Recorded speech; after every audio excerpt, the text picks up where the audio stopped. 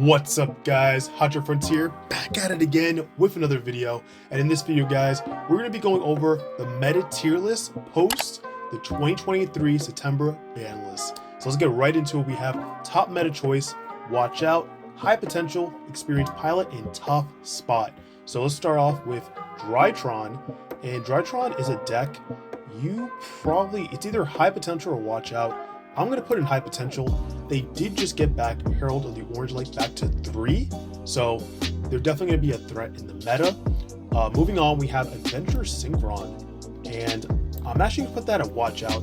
Reason being is that it's a very powerful deck that is able to at least, protect its plays with the Griffin and then just go off if they're playing Adventure Pile. It's crazy, so definitely watch out for that deck. Going on to the Gold Pride Punk.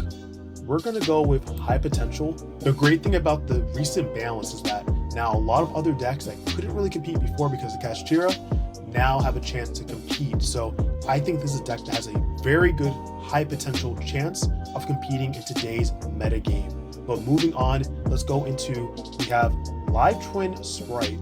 And Live Twin Sprite is definitely a deck you need to watch out for. Luckily, Sprite did not get hit at all from the ban list, so I think any version of Sprite is very powerful right now. Let me know down below what you guys think about this deck in general. But moving on, we have Rika and Runic, and it's definitely a deck, again, that you need to watch out for. This deck did not get hit at all from the ban list, and it only increases as the Kashtira ban really affects other decks. And this deck was already solid before, so I can definitely see this deck being like bottom of top meta choice, or really like top of like watch out, to be honest.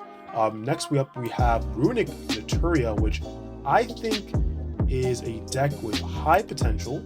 I mean, the Runic part did not get hit at all, of course, you guys know, and Naturia is very strong, like Naturia Beast, so I can definitely see this deck being a strong contender in the meta. Moving on, we have Runic Sprite, and Runic Sprite is definitely better, in my opinion at least, than the Live Twin version. This deck is just very versatile with the Runic cards, able to deck out your opponent, stop them from doing what they want to do, and of course the Sprite engine is sort of stall your opponent and negate their spell and traps and effect monsters. So in total, it's a very strong deck. Moving on, we have, of course, the Branded Chimera, and also Branded is another deck that actually did not get anything on the ban list. No Gimmick Puppet, no Branded Fusion, which a few people were actually speculating that would happen. It's a very strong deck, so for it not to get hit at all on the ban list is crazy. And I actually suspected that the deck would, at least the Branded part would get hit, and then the whole deck would have to rely on Branded Chimera moving forward. But now it has choices. They can do Branded Chimera or just do pure Branded like it used to do. So I think I would actually go ahead and put this below Rika and Runic. And then moving on, we have, of course, Altergeist. And Altergeist, I'm actually gonna put Experienced Pilot. So I made a previous list a few days ago that was supposed to release today, before the ban list. But now that the ban list came out, I'm redoing it. And originally I put Altergeist as in tough spot. But now, again, with the Kashtira ban, I'm sort of rethinking everything.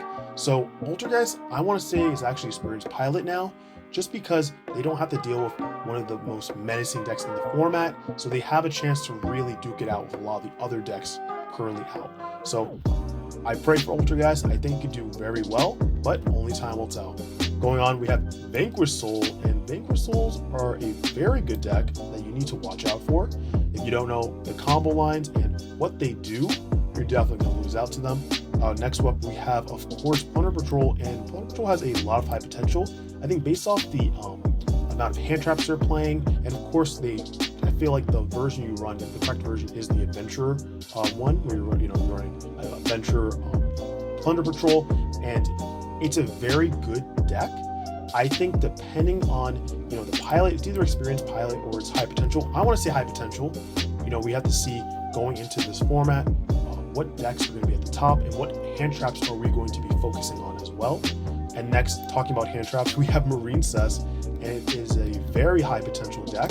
This deck, again, is known for playing so many hand traps in it, so I don't doubt that this deck won't do well, but we'll see what happens. Going on to Mathmech. Mathmech is still in a tough spot regardless of the ban list. It's just that since Circular got hit to 1 the last ban list.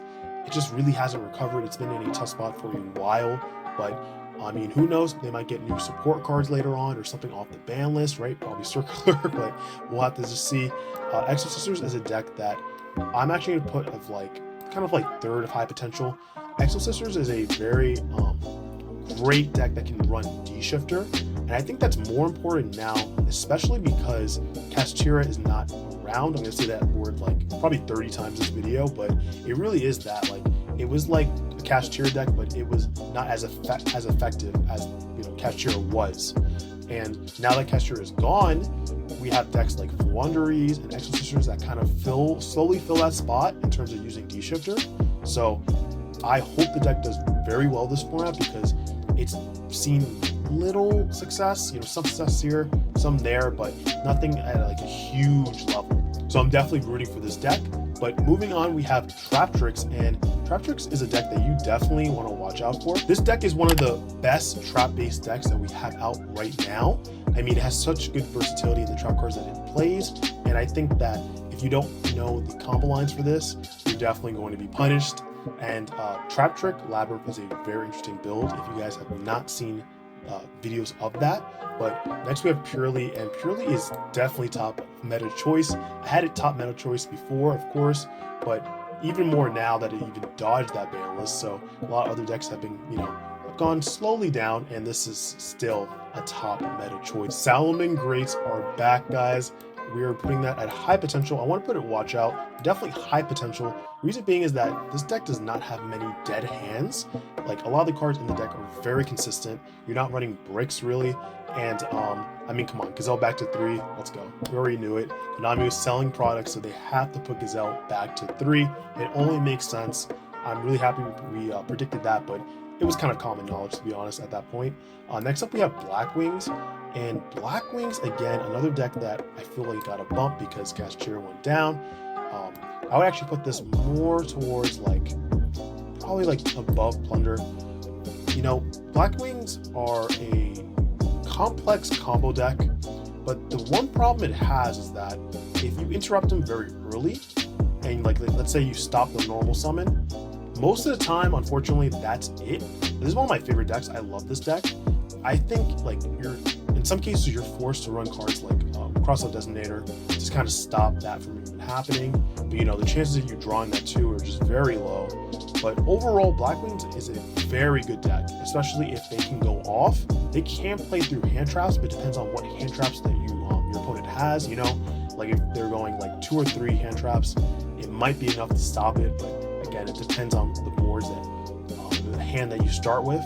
But I wish the best. I mean, I'm going to test this deck out a lot more, especially this new format. I'm so excited to see where this deck lands. But going on, we have Unchained, and I mean, come on.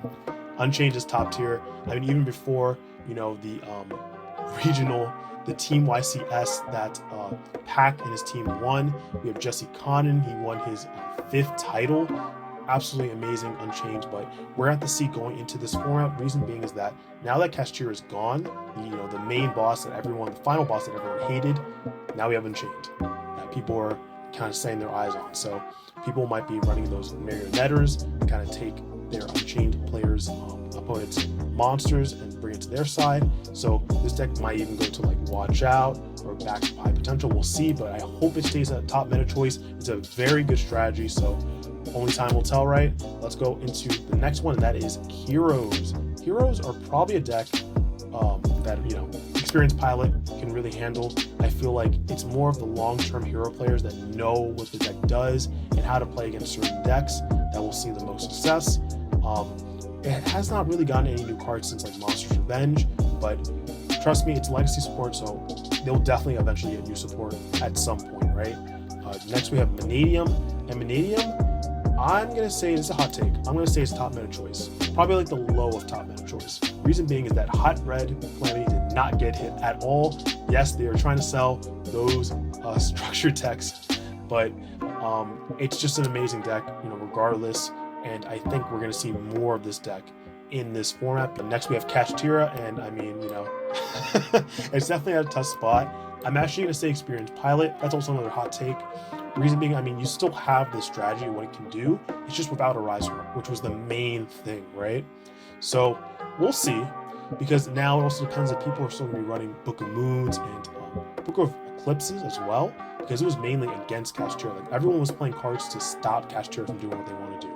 So now that it's not the top dog anymore, the format's really going to evolve and see like where it can really go. So I'm going to leave that there. Next we have Dark World, and originally I put Dark World at high potential, but I'm actually going to put it at watch out now. Reason being is that now we have to worry less about bestial stuff. It's still in the format, but now it's a little bit less. They might be in the side deck, you know, now that Magnum is at 1. So Dark World might be able to go off. Finally, I'm really happy that it's given this chance. So I'm excited to see where this deck goes. But moving on, we have Labyrinth, and Labyrinth is definitely a top tier strategy. I'm not sure which one is more impactful. Probably Purrely, to be honest with you. And that is Lab. Lab can play Traptrix Lab. You can play with Unchained cards. Epidemic Virus, I mean, come on, that's the end of the story, right? So really powerful deck. Mikonko is a deck that you definitely need to watch out for. I mean, this deck has not really changed in terms of placeability on the tier list. This deck is insane, going second. Going first, there are some going first builds, and if you do not know what this deck does, you will definitely be punished. So definitely brush up your knowledge on this deck. This is a very nice ritual-based strategy. Next we have Rescue Ace, and Rescue Ace is again a deck that you also need to watch out for. Their combos are kind of insane, and they can dodge a lot of stuff with cards like Emergency, so it's something that you definitely need to watch out for. Moving on, we have the Infernoble Knights, and Infernoble Knights I'm going to put with high potential. Before I want to put Experience Pilot, but again, now with our new format, a lot of decks are evolving, and finally, we might see something more from Infernoble Knights that we wanted to see before and we couldn't. So going on, we have the Scareclaw archetype, and I'm still going to put that in tough spot. I had it the same on my last list, but the reason being is that I feel like it's just too slow right now. But if you can somehow summon your Link 3, you're doing pretty well, because that is a very, very good Link monster to have on board. But the deck itself is a little slow. You know, Mannadium runs some Scareclaw monsters. I think that's the best version of using those cards. But other than that, I think it's kind of at a tough spot right now. But if you guys disagree, let me know down below, of course. And moving on, we have Super Heavy Samurais, and definitely Experience Pilot. I was happy to see, I think it was a list or two for the Team YCS in Sao Paulo. And I believe it was top 8. There was a Super Heavy Samurai deck list. That was really nice to see, especially since, you know, this deck isn't as popular as it used to be, and people had to get more and more creative to kind of get to those top level spots in the competition. So it was really nice to see. We have Sword Soul, and originally I had it at a tough spot. I'm going to put Experience Pilot now that huge competitors out of the meta, or at least the majority at the top of the meta. We have Sourceful, where it can slowly kind of compete again. I just feel like when we're in a heavy hand trap format, it has a tendency of just not getting to that end board, unfortunately. And that's what a lot of decks have that same problem with, you know. But Sourceful kind of takes it a little too hard. But we'll see with this format what happens. Tearlaments, I will actually say Tearlaments have a high potential, unfortunately. With everything on the ban list, you know, on the list in general for Tearlaments, yeah, this deck can compete again, especially with Kashtira out. This deck can really compete. We'll see what happens. I don't even know if it'll be top meta choice, but we're gonna have to find out. Bestial Dragon Link. It's a deck. Well, I will say Experience Pilot for now. We're gonna have to see how Dragon Link players are going to be changing up their deck lists. We're gonna have to see how Dragon Link players are changing up their deck lists. You know, especially since the Magnamut hit, plus the Chaos Space came out of nowhere. So I'm so curious to see how people will continue to play the deck. It's not like dead, but it's definitely something where you're gonna have to reevaluate it and try different combo lines, which is not bad because the deck has a lot of combo lines. So we're gonna see what happens with that. But going on to Sky Strikers. The real question is, can Sky Strikers do well now? Or at least do something, you know? And I'm still gonna say tough spot because it's just like, even with the new support, I feel like it's just been kind of like aged out. You know, it's not Sky Striker's time anymore where it was a top meta choice. Now it's really just a tough spot unless it can combine itself with another archetype and do well. But we'll have to see. Next we have Spirals, and Spirals are high potential. You know, with the new support card that came out in the Megatins, it's a very nice card for the deck. Plus, I versed a friend recently, and yeah, he cooked me with his build. He definitely cooked me. So it was really interesting to see. He actually used the effective Quick Fix like 4 times in one turn. So that was fun. But yeah, this deck can actually go pretty crazy. I mean, hey, Master Plan did not come off the ban list, but this deck can still compete with some of the best decks out right now. And going on to the next one, and we have Flu. Flu is still a deck you need to watch out for. I mean, again, they haven't gotten hit in a few ban lists, but they play D-Shifter just like Exosisters, and that's still very crazy in the format until D-Shifter gets banned. We'll reevaluate Flu a little bit. Next we have Virtual World, and unfortunately, still in a tough spot. Support that came out in Duelist Nexus in the form of like Crimson Dragon, but who knows? Give it time. We'll see what happens. And of course, we have Branded Pure. I'm still going to put this in watch out because they still have the Gimmick Puppet lock, which is pretty insane. So, but I want to say that Branded Chimera itself is a lot stronger than Pure Branded. That's my opinion. And then finally, we have Dinos. Mist did not come back to 3, did it? No, it did not. I'm going to say Experienced Pilot. You know, it's an amazing deck, but Misk is just so strong that it would just have bumped it up to watch out immediately. The deck, I think if you don't know what it does, it's gonna definitely surprise you. But yeah, it just really needed that Misk bump. Unfortunately, it just did not get that bump. Come on, Konami.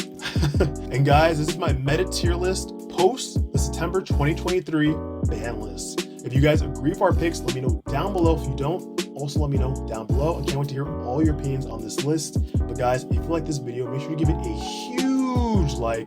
Comment down below how you feel about the list. And if you guys are not subscribed to the channel, what are you doing? Make sure you hit that subscribe button and turn on the notification bell so you're updated the moment I upload new videos. But guys, that's it for me. Hope you have a great rest of your day or night, and I'll catch you in the next video.